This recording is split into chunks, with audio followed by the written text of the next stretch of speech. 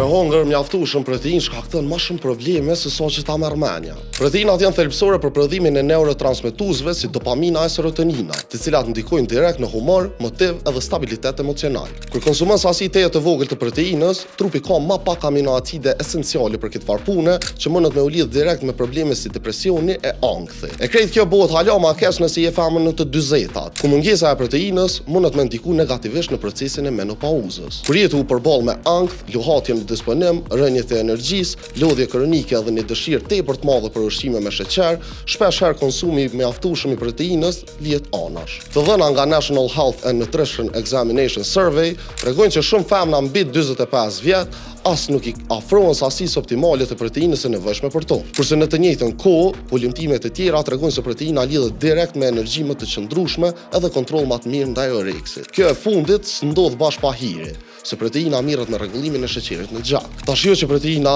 me mënyrë magjike të bëhet ty ilaç ndaj menopauzës, po prap është bazë biologjike e domosdoshme. Hormonet ndryshojnë dhe kjo është normale, po trupi hala ka nevojë për ndërtim, stabilitet metabolik dhe funksion të shëndetshëm të trurit, sene që thjesht zbohen pa hongër mjaftueshëm protein. E ti për me mësu ma shumë si kjo, bëni follow Urban FM në çdo platformë sociale si dhe subscribe në YouTube.